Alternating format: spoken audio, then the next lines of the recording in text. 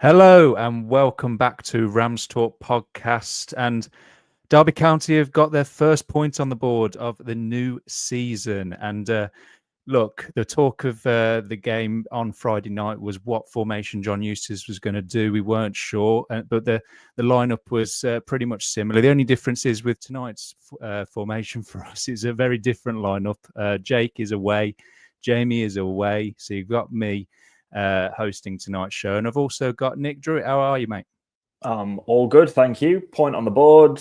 First appearance on this of the season. Let's get cracking. Yes, and I've also got the Everman Adam Titley. How are you, pal? I'm good, mate. As Nick said, first point on the board, massive for us, and a little platform to build on. Yes, I mean, we couldn't really get much worse. I mean, it's rather have a point than none. I think. Look, Friday night, we weren't really going into the game expecting much after what Bristol City have done so far. I mean, they went and put a number of goals past Sheffield United, who seemed to be struggling at the start of this season. And look, not much optimism was in the air, but we stuck in the game. And obviously, we'll dissect the game as we go. But I mean, Nick, we met before the game. It was great to obviously meet finally in person, just by the statue, just outside the stadium. Obviously, all of us were having a chat, and we obviously were all looking at the lineup. And there was a number of calls for Eustace to go back to the back four, maybe adjust some of the personnel. I think he's probably playing the cards that he's currently got to deal with. And the big one was obviously Brewster coming onto the bench, but I think it was kind of a similar lineup to what we've seen. What did you think of it?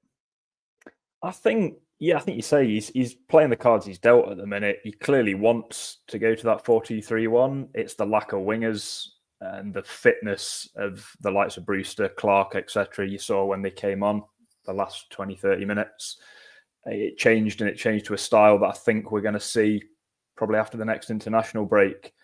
I wouldn't have minded the formation that we started with had we maybe had Joe Ward on from the start. I think we all saw. We'll probably chat about it in a bit, but Nyambi at right wing back is just a no-go.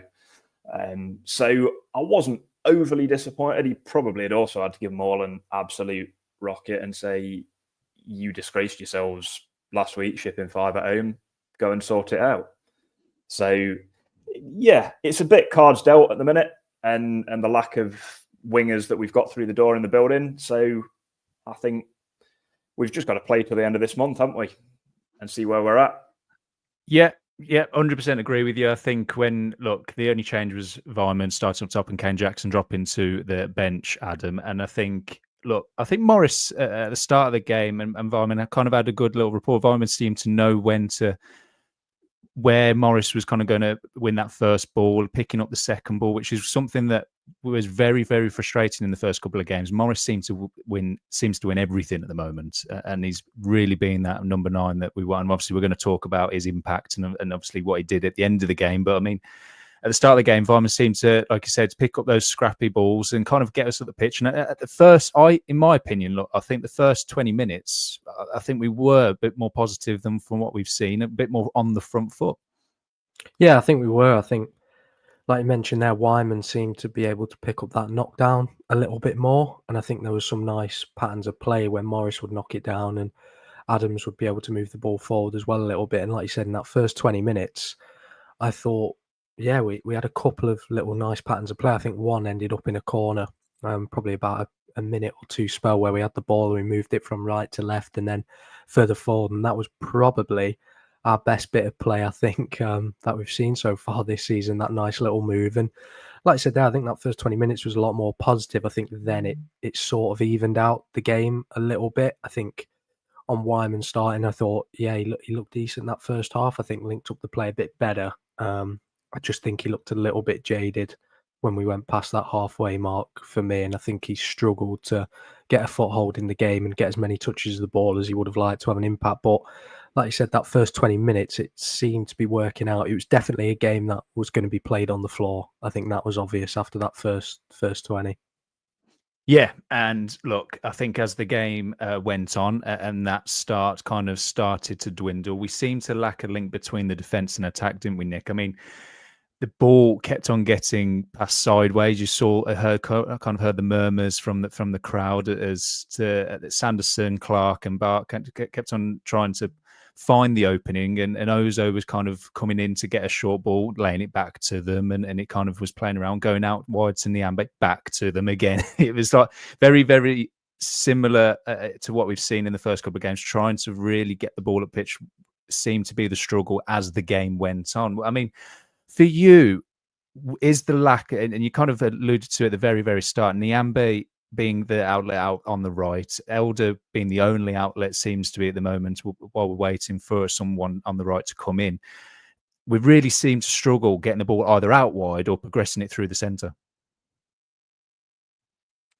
Yeah, and I think it highlights the lack of an out-and-out 10 and the lack of wingers as well. And when you're going to play the three midfielders that we started with, Tomo, Ozo, Ibu, none of them are kind of massively gifted footballers, I guess.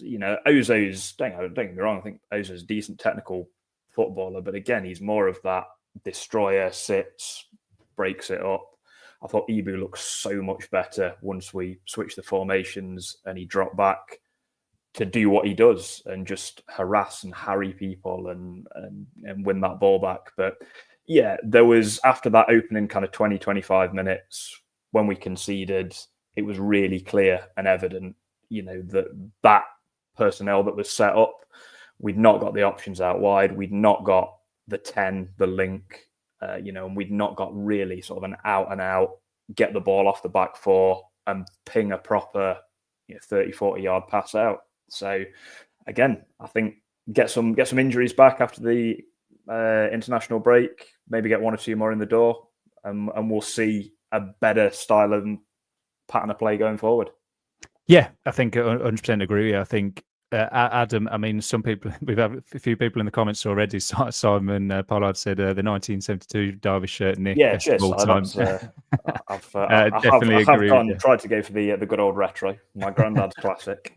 But the one that stands out to me, Adam, is Eustace Enthusiast, who says, for me, Ward had to be starting over Niambe. And you mentioned that when we saw the lineups pre-game. I mean, we really did struggle, and you kind of saw the impact that Ward's had when he came on. We'll talk about it a little bit later on. But I mean, yeah, we're really struggling to try and get up the pitch, and obviously having no outlet out wide just kind of means we're forced to go down the centre, and Niambe, Thompson and Adams really struggled with that.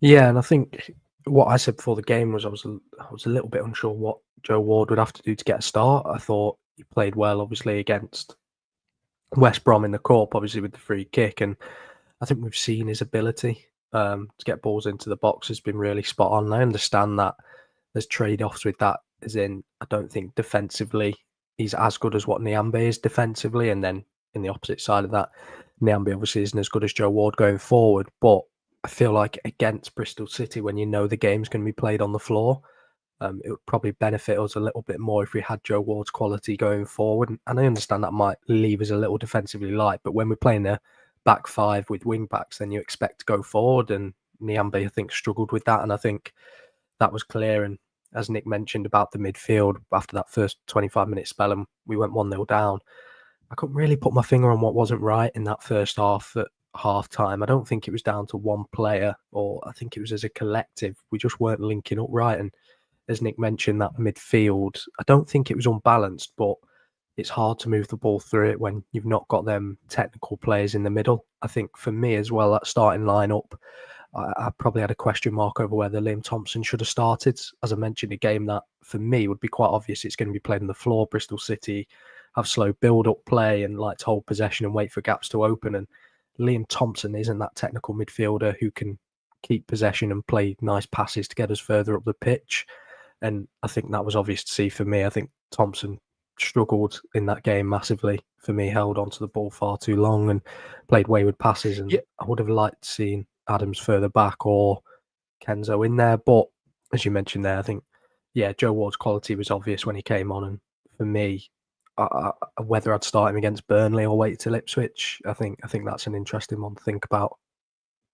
It is. And look, Bristol grew into the game, and they've really grew in confidence as we kind of sat back, really struggled to dictate that play as we did in the first 20 minutes. And Nick, on the early 35th minute mark, they kind of really carved us open with a defense splitting ball, and it was like the Nile split. It's like is it the Red Sea? Is it in the religions and stuff? But yeah, it was real awful defending to watch, where the ball's just kind of played straight through, and Twine's got all the world to just slot it straight in, and everyone's kind of sat there going, well, we've got three at the back. How have we managed to allow one of their most prolific players probably about 20 minutes to have an opportunity just to slot it past Zetterstrom?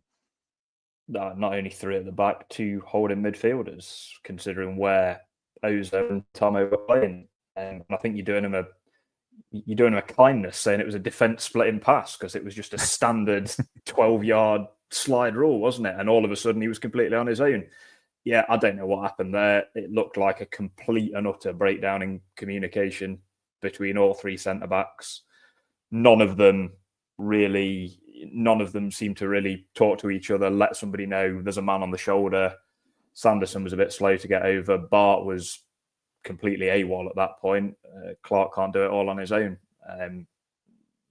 Hopefully we can just put that one down to a bit of a brain fade after a decent opening half hour. Adam, where do you kind of, for that goal, it really seems a really amateur goal at championship level to concede with how much time Twine had. I mean, Jake sent a couple of notes over to me pre-pod and said he believed that Clark doesn't know what's going on behind him and kind of doesn't shout. Bart is completely dragged across by one of their players, and then Sanderson's just not quick enough to kind of obviously get a slide in. Nick obviously mentioned the centre defensive mids who kind of were then non-existent. Where do you kind of lie the blame for that one? I think in real time, it seemed to happen quite quickly. I think there was a few of us who thought it wasn't even a throw-in from when they started to build up a play. And then when I've looked back up, Scott Twine's just free in the middle. I completely missed the build-up. And in the highlights, it looks like it takes forever for it to build up. And I'm convinced in real time it was about a second and he was in. But no, watching the highlights back, it's hard to say for me. Like you mentioned there, Clark's followed his man. Danny Bart's almost followed a runner as well. And it doesn't look like Sanderson's that far off him. But then as soon as the ball gets played to him, he seems to be in about so much time and space. And in the position he's in, I don't think the highlights does it justice either. He looks about 10, 12 yards from Zetterstrom. There's no way he's saving that. And yeah, it just seemed like a lapse of concentration. And like Bristol City found the gap. I think they'd been working the ball a lot about 5-10 minutes before that, trying to find a bit of space down the middle. Even when they came out wide, they were constantly cutting it back and looking for spaces on the edge of the box. So I think they just finally found that, and we just switched off a little bit. And I think we've seen that in the first couple of games. There needs to be a tiny bit more communication across the back line. I think that was obvious for West Brom's goal in the Cup. Coventry, we conceded that many. It's hard to, dissect one goal, but probably Stoke as well. Just a little bit more communication across that back line. But then I guess when you're playing a back five, it is the three in the middle that have to work together so well. And when you look on the replay, the shape's actually pretty good for when Bristol City first pick up the ball on the right-hand side. The back three are in a pretty good position. And all of a sudden, when the players start running, it sort of gets stretched a little bit. And it's probably down to the defensive midfielders wondering where they are to break up the pass and press on the player. But yeah, I think it was just a lapse concentration, and thankfully it didn't happen again. I think defensively after that, it was pretty all right. Yeah, look, I think the rest of that half kind of just completely petered out and knocked the wind out of us completely, and they really then took a hold of that the rest of that first half. And I kind of want to touch on it with yourself. A few people have said in the comments, Jim's mentioned it, and we've kind of alluded to it. Adams obviously again playing that more progressive role, really not seeing the best of him at the moment, and you can see the frustration on Eustace's face when he kind of isn't showing for the ball or whatever. But for me, that's not his game. His game is kind of being in that set, like you said, just in front of the defence, helping win the ball back and giving it to those who can obviously then get us up the pitch, like your Ozos or whatever. And I think Thompson also had a poor game. And really, obviously, we're going to talk about the potential Lewis Travis coming in, and everyone's kind of saying he's the saviour for for the holding midfield. Nick, what do you think Ibu Adams' future in this Derby County squad this season in particular will be, for obviously from what you've seen so far, but also for what potentially could come in? I still think he's got a massive role to play if he's played properly, and depending on the formation, you know, when you've got some proper wingers as a bit more of an outlet as well. You know, I think we're all as a fan base a little bit quick to forget. You know, Ibu was what, second top scorer last year with 6 or 7. Says a lot as a centre defensive mid. It does, but it's not a bad return for a team that weren't scoring many goals, and for a player with his limited technical ability, as I'm sure he'd attest to himself. I'm a little confused to why Eustace is getting frustrated with him not showing, when again, you pointed out that's not his game. He's not the man you want on the half turn in the 10 trying to lay that quick pass off, is he? But he's the club captain. He's a fan favourite. He's clearly very well respected around the squad. I still think he's got a massive role to play. I would love to see a full season of David Ozo, but he has, you know, historically in the last couple of years proven that he's made a Weetabix. So there's likely a bit of an injury coming there. And you need a full squad. So I don't think I'm writing Ibu off, but for the love of God, let's not see him as a 10 or as one of 2 floating 10s behind Morris again, which I think was the sort of, it was like kind of Vyman off to the left, Ibu off to the right, wasn't it? At the start of that first half. Travis coming in might be the saviour for the defensive mids. Doesn't solve the lack of 10 and lack of creativity there, but it's one step at a time. It is. Adam, what's your thoughts? I mean, look, Ibu Adams, like Nick alluded to, is a fan favourite. Thompson is a kind of, well, we were all surprised that he kind of had a contract given to him at this level. But I think, look, I think Jake mentioned it could be to do with obviously the homegrown players that you kind of need within the squad. So, and he wants to fight for his place and believes he's good enough to play at this level. And he has areas of the game that do suit. But I think Adams, look, Eustace isn't a poor manager. He isn't poor tactically, and he's a very smart manager and he's probably one of the best in the division. Why do you think he is persistently putting Adams in that progressive role? Because I can't fathom it, but also I'm looking at it going, well, Eustace knows much more about football than I do. Yeah, I think the theory's there to see, and in pre-season it did work, but I think we all said he's playing against opposition which aren't at the standard what we're going to be playing in the championship in the season. I think it's proven for me. On Friday night, I thought Ibu Adams looked lost in that position. I don't think he was there for the knockdowns when Morris would knock them down, especially in that second half. And I think his challenges were late. He gave away silly fouls, and he can't have the impact that he can when he's in his position and put in such good performances when he's in his natural position. I think the same theory can be applied to Ryan Niambe. I understand, obviously, Eustace has these players to choose. These are the ones that are fit at the moment with players out injured, so he has to play them in these positions. But it's probably a similar reason. I can't really understand why Kenzo Haldmine can't play in that position. I think a number of fans have said it. I understand Haldmine's not putting an amazing performance in recent times, but I think with the constant chopping and changing, it's hard to build some form. But for me, I think the theory's there why Adams is in that position. He can put pressure on defenders and win the ball back, the idea is. But for me, it doesn't really work when we've got Carlton Morris trying to win the knockdowns. If we're playing direct, then Ibu Adams doesn't need to chase down the centre-back if the ball's in the air. So I'm unsure. I think Adams really struggled against Bristol City. As I mentioned, I keep saying they play their football on the floor and just played their way around him. And he couldn't have as big of an impact as I think he could do if he was playing in his actual position. And yeah, it's not one I'm fully sure of. I'm hoping we're not going to see it again, because I don't think he's having a big impact on the games in a positive manner when he's in that position. I think we've got other players now that are coming to fitness, especially with the game time, that they'll get and build up the match fitness in the cup, that we won't have to do that. I think if Travis comes in, then he'll probably take up a position in that midfield, and hopefully we'll see Ozo and Adams next to each other, because I think that was a really good partnership when we did see it a limited amount of time last season.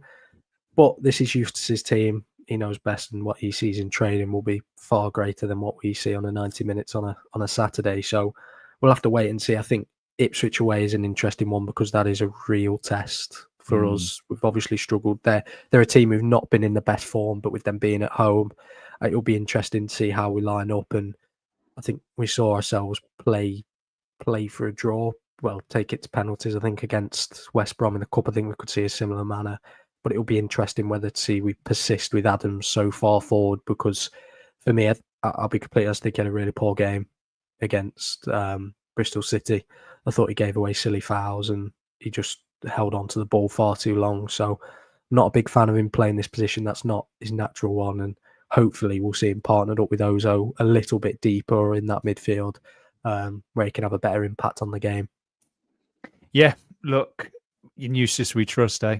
We've got to keep the faith. Yeah. And one thing he did do, Nick, was in the second half, he made some changes, and he made 3 quite early on, which obviously, look, fans were really questioning why he didn't make changes for the Coventry game, and obviously that resulted in 3 quick goals and the game being lost against them, and people saying, why didn't we make the changes in the stoppage within that game? But what he did was make 3 changes when things weren't going right in the second half and we needed to freshen things up. He brought Bobby Clark on for Liam Thompson. Ryan Brewster made his debut for Derby County and came on for Vyman, and Joe Ward came on for Niambi, and we saw a very similar pattern and in a very similar formation, but fresh legs. And Ryan Brewster, for me, came on and for me looked really, really assured for someone who has hardly had any he hasn't had any pre-season, and offered more than what we had in the entire first half. I mean, I think despite his 8 goals in 108 games for Sheffield United, he showed why they had paid 23 million quid for him. There's levels to this game, aren't there? You know, and we've been feeding at a certain table. He's come in. He looked very sharp. He looked very hungry. I would not be at all surprised if Brewster wants to use us as a step to get back to the top of the champ or back into the Prem. And I think that can only be a positive because he's going to be so hungry, desperate to prove a point. And yeah, I mean, that half-hour cameo was the most exciting player that we've seen in the last couple of years, potentially. You know, yeah, he was a little rusty, but he looked quick. He fought to get the ball back a couple of times when he had a little bit of a rusty control, fought to get it back. And, I think made a big difference. Now I can see him, maybe as a wide striker cutting in or in a role just behind Morris, dependent on formation that we're playing. But yeah, really impressed with him and really impressed with Eustace just making those changes nice and early, positive. And again, we've had the injuries, we've keep banging on about it, the issues, but you looked at the bench and you thought, yeah, we can actually change it. We have got a bit of something on there to change it. And we've already mentioned Joe Ward. Again, really impressed with him and his contribution coming on both as a wing back and then when he had to drop further back, and obviously he pops up with the header, doesn't he? So yeah, I was impressed with the changes, happy with the changes. Brewster looks a positive. It's just let's build this momentum. As for Ipswich, I'd have a go at them. I think it's a free hit. I don't think any sensible Derby fan is expecting a result. So let's go there. Let's play a back 4. Let's have Ward at right back and let's go for it. And if we shit 3 or 4, then, really, we shouldn't be overly surprised. But Ipswich have lost all their best players. They're not the team that got relegated from last season, that put up a decent showing in the Prem. Yeah, I mean, look, we've got to be positive, and I think it will be down to who is realistically. Look, we've got to be patient with Brewster. He's hardly had any game time. He's going to be probably drip fed into the squad. I think people really, really want him to start against Ipswich, or even maybe get some more minutes on Tuesday night against Burnley. But I think Adam, one for me who also came on and I had someone behind me in the stand saying he was a bit lightweight, but I think he just look, his game isn't trying to win the ball back or anything like that. His play is to hold on to the ball and kind of progress through the pitch, and that's Bobby Clark. I mean, for yourself, what I liked was that the three then kind of interchanged, which Bobby Clark came into the 10, Brewster came into the 10 and managed to get the ball progressively out wide with Ward, which we hadn't had the entire first half, and Ward was able to get us up the pitch, and Adams and Ozo were then sat in front of the back four. There was one moment where Adams then put it out for a corner, which was probably the most entertaining bit of play of the game. But yeah, what did you make of the three changes? Obviously, Eustace trying to make an impact on the game. I think it was positive. Like we've said, Rhian Brewster showed his quality, his technical ability, and that's what we need when we're playing the forward game that we are, where we need somebody on the knockdown from Morris who can get a foot on the ball and then play that next killer pass, because that's what we'll be trying to play, them 1-2s in them tight areas and move very quickly. And I think Bobby Clark's an exciting play if we can just build him up to that match ready level.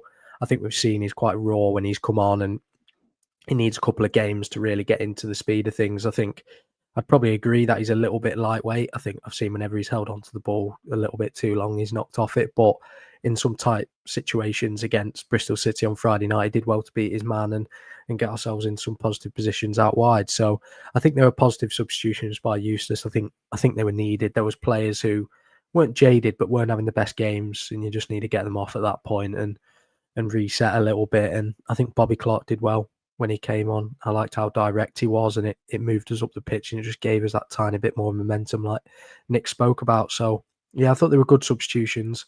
I think for me, I start looking at that game on Tuesday night away at Burnley and interested to see who we play, as I think that will give a good indication of what we're going to see away at Ipswich. So yeah, I'm interested to see how we do, and I think Bobby Clark against West Brom struggled, so I'm a little bit unsure whether we start him or rest him. So yeah, I think they had a good impact on the game, the substitutions, and I think for us, we're starting to see that we could potentially see a different team away at Ipswich with the players that are coming to fitness. No, I agree.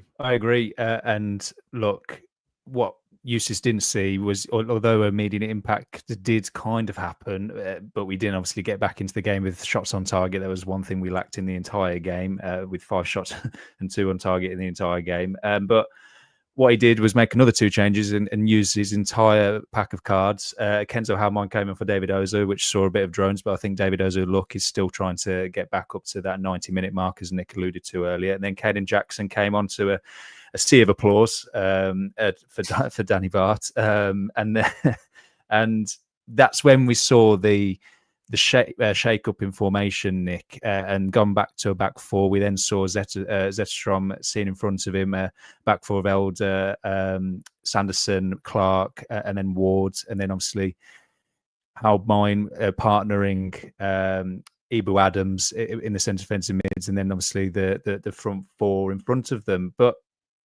what did you think to that? Obviously, switch up. Obviously, what fans have kind of asked is, where are we going with for the next few games, at least in terms of formation, a 3, a 4, and I mean, if anyone's doing their predicting lineups before, good luck to you, because I don't know.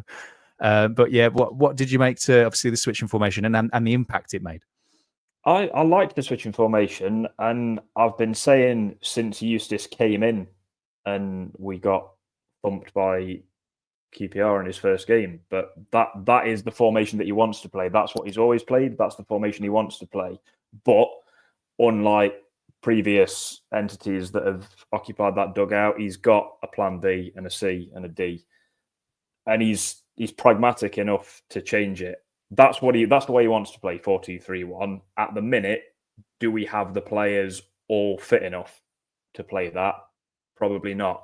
I wouldn't complain if the team that started at Ipswich was the team that finished the game against Bristol, potentially with Ozo in there for Kenzo, just because I think that would be a bit more of a solid 2. But I wouldn't complain.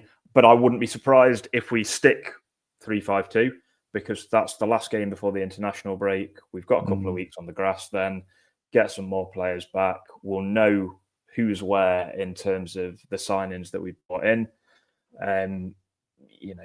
But again, isn't it lovely to be talking about a manager that is tactically flexible and makes changes that impact games and doesn't do paint by numbers, 64 minutes, Jackson for Mendes Lang?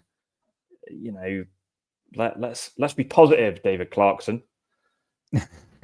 Yeah, I mean, introducing that sugar on top. I mean, Adam, look, what we saw was Sanderson maintaining his position in the back four, Danny Bart coming off, obviously a new face that Eustace has brought in of his own accord, a familiar face, and he's obviously sticking with Sanderson for now as kind of that player who isn't going to get the hook for when we are going to change things. So I thought Sanderson, in my opinion, had a better look. He couldn't get much worse. I think he had a better game on Friday. He looked a bit more assured on the ball, won his headers, won his passes, and obviously completed his passes and looked a bit more calmer. And I think Danny Bart was probably the right choice in coming off. But what was your opinion? And obviously, this is kind of the debate with the two new faces between the two of them. Who do you reckon at the moment is kind of in the favourable books of the manager? I think it's hard to tell. I think for me, defensively, when balls are getting chucked in the air and he's got to win the headers, I prefer Danny Bart in that position. I don't think defensively Danny Bart's been I don't think he's been awful overall or bad or anything like that. But I think in key moments he's just been caught out and he's had a lapse concentration and positionally he's just not been there. I think we've seen that, but we have conceded a lot of goals, so we're probably honing in a lot more than what it would be if we win 2-1 twice in a row and concede one in each game. But Sanderson for me against Bristol City, like you said, I thought he was a lot better. I think also that came with probably the tempo of the game where it was quite slow and there was a lot of build up. And I think playing out from the back wise, Sanderson's a better option than the other two centre backs he's got alongside him in Clark and Bart. I don't think Bart's too comfortable playing out from the back. Matt Clark, I think, is probably somewhere in the middle, where it depends how close the attacker is to him and how rushed he looks. But Sanderson for me is a little bit more composed on the ball, and I think, unfortunately, we saw him get chucked on quite late away at Stoke in what was a bit of a hectic time on the pitch, and he was sort of all over it. He couldn't get into the game and bed down. And then against Coventry, well, we conceded fives and no one across the back line really covered themselves in too much glory in that game. But I think against Bristol City, he was a lot more solid. I don't think any one player is to blame for the goal. I think it's just a nice bit of playing. Unfortunately, he found a pocket of space. But yeah, I think Sanderson was a lot better, a lot more composed on the ball. Hopefully, he's going to get better with the more games that go on. And we start to see more of a complete play. Because I think against Bristol, once again, like I said, it was quite a slow game. I don't think anybody had to go flying into challenges or defensive clearances off the line. So it will be interesting to see, as we keep mentioning, Ipswich away when he's coming up against more quality opposition that have played at a higher level. But I think for me, yeah, a much better performance and one that he needed. I think he needed to get a good performance embedded into himself in this early on the season, just to set a marker and something that he can build on. Because unfortunately, we've not got the players to rotate the team massively, especially in that area. So yeah, I think a lot better of a performance and hopefully one that he continues to build upon, and it's positive to see. No, it is. We've got to look at the positives. Come on, Dave. We've got to look at the positives. See you there in the comments. But yeah, Nick, look, one who is currently a positive note for Derby County is Carlton Morris, number 9, who managed to get 3-3 with a really good little bit of play. I mean, Elder got the cross in. Ward came in the back stick and kind of had a really good solid header. I actually didn't realise how good of a header it actually was, and parried it in. And goal line technology came to the rescue as Morris came to the back post and kind of real fired it in. And look, he is, for me, what we've been missing the last few years. He wins absolutely everything. He is where he needs to be. And I think he said in his post-match little chat with the media that he only needs one chance, and that's what he was told when growing up. You only need one chance in the game, no matter how bad the game is going. And it's so good to have a clinical striker at the moment. It's going to be really interesting for when Adjumang and Salverson come back, isn't it? Yeah, 46 goal Carlton Morris, isn't it? At the minute, won a game. He's had 6 shots this season and scored 3 goals. Great return. Yeah, he's a proper striker. He's a proper number 9. He's got a little bit of pace. As you said, he's won absolutely everything in the air. He's leading that line. And, he's clearly, he's been built on teams and games like this. You don't score 11 goals in the Prem for Luton. Granted, 3 or 4 pens, whatever, but you don't score 11 goals in the Prem for Luton by being a rubbish striker. He never got that many chances there. And again, he was clinical. For whatever reason, it didn't quite run for him last year. And again, Luton were pretty poor and they've gone down. But I was very excited when we signed Carlton Morris, because I don't think he's the headline grabbing signing, that spending your 7 million on Ajiman, etc. Brewster's come in, was 23 million quid before he came to us. But Carlton Morris, for me, could be the signing of the season. It's going to be really interesting once all 3 strikers are fit as to what we play, isn't it? Who we play, what we play. Do we rotate them round? Do we go 4-4-2? But Carlton Morris is the bright spark so far. If he can nab us another one against Ipswich, I'll go into that international break as a very happy fan. If anyone had him as their top goal scorer on a betting slips, you're probably looking good at the moment. I appreciate it's very, very early in the season, but it's not bad. Jim's put it, Morris is in beast mode. Vix alluded to it earlier, and Adam, I think it is going to be very, very interesting. Look, Eustace has been, when he's at his previous clubs, notorious for having 3 or 4 strikers to mix around with starting formations, mix around with during the game, and kind of bringing different strikers on with different attributes to make impacts. Morris is your kind of staple number, kind of single striker up top, isn't he? Your pivots that you can kind of link off, and it'll be very, very interesting to. We always laugh about it in the chat, don't we, with Jamie and his love for Ajimang, and it'll be very interesting to see what Eustace does when they're all back firing. Yeah, it will be. I think when Ajimang's back fit, that's when it will be interesting. I think for me, we need someone else up there with him, whether that's someone just in behind in that 10 or another striker alongside him, with how good he is with his hold-up play and his knockdowns. Saw him win headers against Bristol City. I just didn't think he was going to reach them, especially in that first half, but then he'd be able to spin the ball into the path of a Derby player, and we'd gone from a hopeful ball forward to on the front foot. So he's really crucial at that, and as we mentioned, he's got that striker's instincts to find himself in the right position, to gamble on the loose balls, and that's key at this level, especially at Championship level. And like Nick said, you don't score 11 goals in the Premier League by not being a very good striker. He's shown his quality already, feeding off scraps. Really, we need to be better creatively going forward. I think that's a massive takeaway from the amount of shots our main strikers had in only 6 in 3 games. But I think when Ajimang's back fit, I'd like to see him and Morris up front, mainly because we paid such a massive fee for Ajimang. I think we need to get something back from it as quickly as possible in goals or assists or just good build-up play. But yeah, I'm sure Ajimang will be fine in the Championship, but it will be interesting to see. But what I would say is, for me, it's obvious we need someone in behind him or alongside him. Yeah. We've not had that quality next to him. As much as I think Wyman had a decent game, for me, I think he should be an impact player coming off the bench when you need someone who can read the game better, because even then against Bristol City, I don't think he was able to have a massive impact going forward.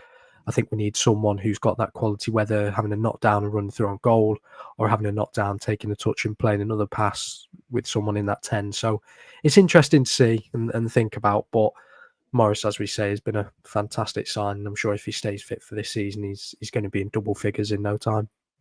It is, and what we're hoping, Nick, and I'll kind of open it to both of you. We're kind of waiting on 2 new signings to come through the door in the next week and build on this point that we managed to salvage on Friday night, and that is the obviously speculated move for Max Johnston from Sturm Graz, right back, who really will answer that hole that we're missing on the right. I mean, Ward is kind of the only thing that we have on the right at the moment, and Niambe is currently occupying that position, but for me, really shouldn't be starting. It should be Ward, but Max Johnson will create competition with him, Wilson, and kind of have the four, which will be very interesting to see then what happens with Niambi moving forward. And then obviously the really ongoing speculation with Lewis Travis to come in. I mean, Nick, what do you make of both of those signings, hopefully to come in within the next week if all the reports are true?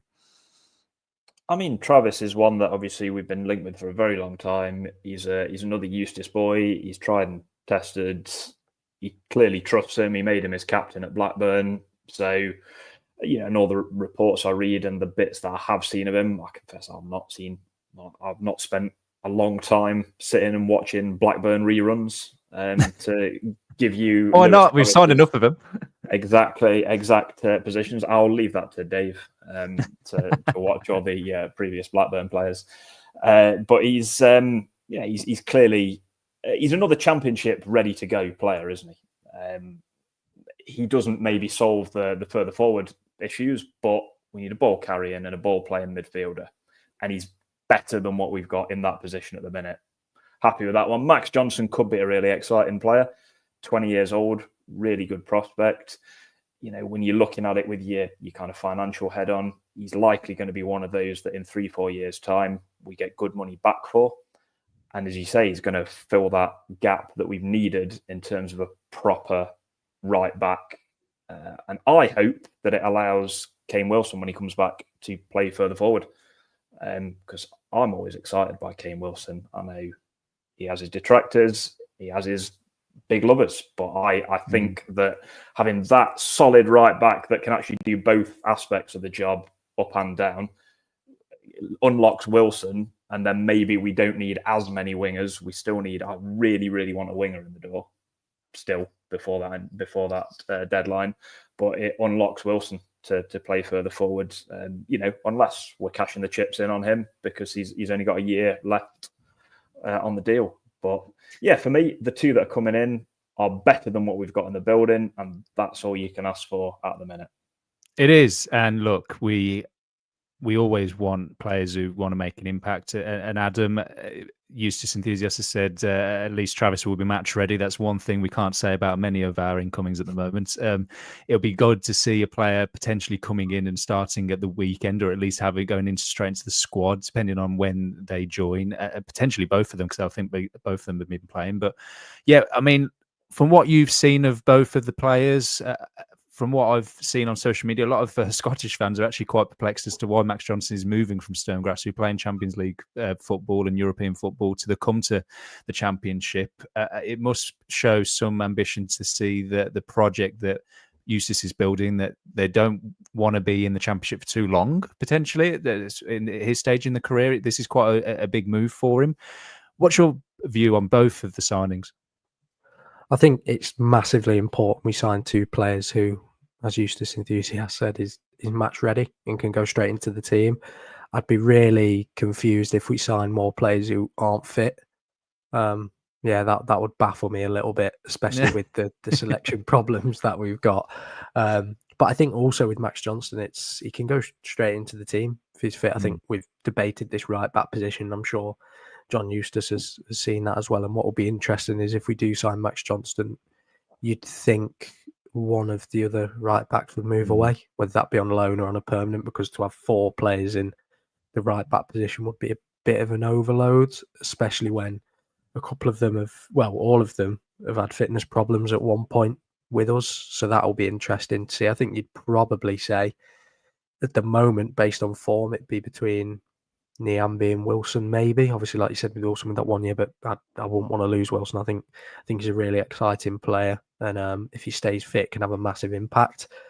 And then with Travis, I think we all know he's going to come into that midfield straight away, and we need that quality to get someone who can put their foot on the ball and move it quickly or play a good pass, because I think the midfield wasn't wrong against Bristol, but it struggled to have that big impact that we really needed. So I think it's key that we get a midfielder in there with that little bit of quality, and that's different because I think we keep saying maybe playing Ozo and Adams in that further back might be too similar within their styles of play, and it will be good to have someone who has that quality to get their foot on the ball. I think we all said when Liam Thompson signed that new deal, he'd be a little bit more of a squad player, and at the moment he's one of the first names on the team sheet because of the selection that we can make. So it will be good to get a new player in. It'd be interesting to see who plays in that number 10 if we do stay with that formation. I'd be surprised to see Adam still play there if Travis is fit. I don't know whether he'll play in there or we'll swap a more attacking player into that. But I think, it makes it interesting with those two players, and it looks like we're getting closer to sign them based on the rumours. And I've heard Max Johnson's a good player and will be a good signing for us based off some friends of mine who watch Scotland. So, it sounds positive. It'd be nice just to, for those episodes to see the light of day. They've been kind of sat in the archives for a number of weeks for how long the speculation's been going on for both of them. So, so obviously keep an eye out for see if those incomings do come in the next few days. Right, Nick, Adam, we have 2 games next week before the international break. We have a cup tie against Burnley away. Adam, are you going? I'm not sure. Are you going? Yes, yes, I'm going. Burnley away on a Tuesday night. It's quite 2 close years for you, in a row. Yeah, it is. So Burnley away 2 years in a row on a Tuesday night. This is what football's about. Love it. These games backs against the wall. This is what it's about. But yes, we have a cup tie against Burnley, and then we have the tie at Ipswich, which will be a very tough game. But yes, if you are watching on YouTube or on Twitter, give us your score predictions for both games and goal scorers if you can. Nick, what are you going to do? I'd like to have both scores, please. Burnley, I'm going for a fairly drab. We'll try and get 0-0, but we'll lose 1-0. I'm going to go 1-1 draw at Ipswich with Carlton Morris going 4-4 in the league. In terms of lineup, Head says that we're going to stick 3-5-2 from the start, but that Ward's going to start on that right. Otherwise, it's going to be the same personnel that started against Bristol. But 1-1 with a Carlton Morris equaliser to send us into the international break happy. And then we can all take David Clarkson out for a pint. And Adam, what are you going with? I think I agree with Nick about Tuesday night, but I'll go a little bit more positive and say we'll get to the penalties. I think it will probably be a 0-0. I think Burnley will play a weakened team, you'd imagine, with them trying to focus on the Premier League, and we'll have a bit of a rotated side. So I'll say a 0-0 and penalties, and I think we'll do what Derby do and go through with some Josh Vickers heroics in goal, and then Ipswich away. I'll go the same as Nick. I'll go 1-1. I think Ipswich will have the lion's share of possession and dominate us, and then Caden Jackson will come on and score a 1-on-1 and knee slide in front of the away end, and it'll be brilliant, and it will send us into the international break happy. So they're my 2 scores. Interesting. We've got a few in the comments. We've got UCC Enthusiast going with a 0-0 Burnley, 1-0 to us on Pens. Ipswich a 2-1 win. No, actually 2-1 defeat. He's got Sanderson goal and Schmodix with a Carlton Morris goal. So a defeat there. We've got Jim with a 1-0 loss to Burnley and a 2-1 win against Ipswich. Morris and Brewster off the bench. Leonor Clark, 1-0 Burnley, 2-2 Ipswich. Peter Kerr, 2-0 Ipswich, Morris and Clark. I'm going to go with a 0-0. Unfortunately, Adam, I think it's going to be quite a boring game, unfortunately, Tuesday for you making the journey. But I think we'll win on pens. And then Ipswich, I will go 1-1. Yeah, I've got to go with Morris getting a 4th in 4. Why not? But yeah, look, we will wait and see how the next few days pan out with a few new faces, and we'll wait and see how the Rams do in the Cup and against Ipswich on Saturday. But if you did enjoy, please do leave a like. If you did watch on YouTube, we've had a real positive set of comments tonight. It's been a real entertainment watching them unfold. So do please get involved live when we do on Sundays at 7. If you are listening on audio, Spotify, please do give 5 stars, or if please leave us a review, obviously on Apple Podcasts, etc. But yes, Derby County have got their first points on the board from Friday night, thanks to a Carlton Morris equaliser. And look, see if we can use this as a platform to move forward. It's a goodbye from me. Point on the board. Keep the faith. In Eustace we trust. Up the Rams. It's goodbye from me and goodbye from Vic Singh. It's going to be tough 2 games, but hopefully a positive result in there and something we could take happy into the international break. So goodbye from me. Cheer up, David. Come on, Derby County have got their first points on the board. See you later.